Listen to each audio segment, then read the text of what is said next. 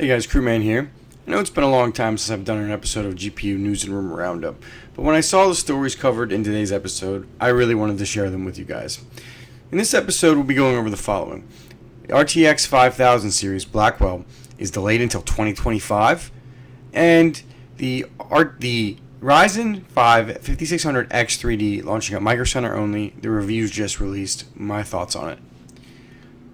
So first off, this one is a doozy. It blew my mind. According to Red Gaming Tech, which I've been following for a few months now, and his stories have been pretty accurate. And now remember, this is just a rumor, so please take this with a grain of salt, that 5000 series Blackwell will be delayed until 2025, breaking the typical 2-year release cycle. And according to him, there is no specific window in 2025 for the release. And basically, his sources state that the reason for this delay could be due to the lack of 3nm capacity, or the fact that AMD or NVIDIA is making money head over fist with AI and are really in no rush to release this architecture. Wow. So he goes on to more detail about his thoughts about why this is going to happen. So go check his video down below if you want more on that. I'm going to be transitioning to how I feel that this affects the market as a whole. So if you're looking at how this affects mining, skip ahead, because I'm going to be starting with how this affects gaming. Talk about a bombshell that will send shockwaves into the PC community. First off, this could be a blessing if AMD and Intel can take advantage of this and release their next-gen GPUs in the typical release window, which would be, mid-fall to early winter of 2024. Red Gaming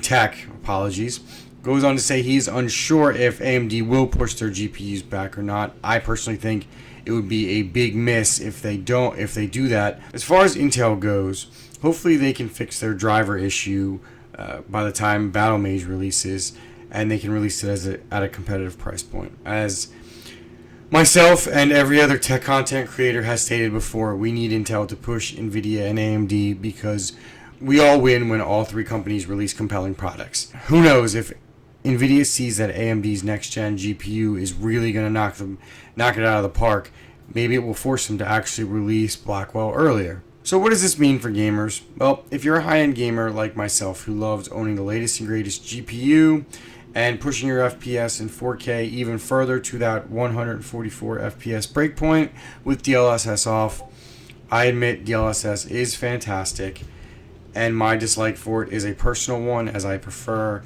I don't like upscaling, and I prefer unaltered resolution. It kind of stinks, especially when considering that Blackwell is rumored to be double the performance of Ada Lovelace.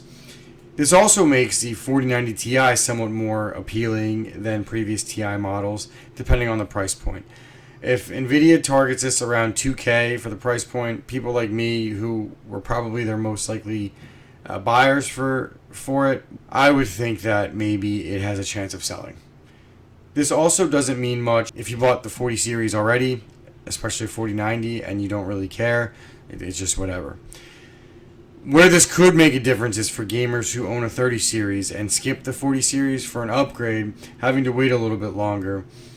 I would recommend holding out and not giving in and buying an RTX 40 series, which is probably what NVIDIA wants you to do, as the 30 series was arguably revolutionary in a way we have not seen since Maxwell, or the 900 series, thanks to DLSS improvements and its performance in 4K, 1080p, and 1440p. I really don't see a game or anything that would force you to upgrade anytime soon, so just hold out until Blackwell releases. Heck, I've played Cyberpunk 77 on an RX 580 a few weeks ago, and it was actually playable at 1080p, so you guys are fine.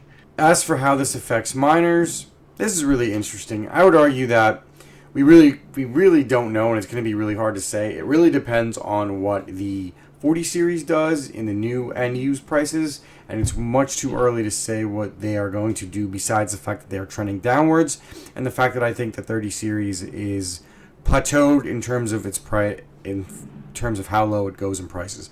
It's really going to be hard to see the 30 series go down any further in price, as I think the current price trends around under $400 for a 3080 and under $300 for a 3070 are very compelling, and I've seen them get snapped up left and right.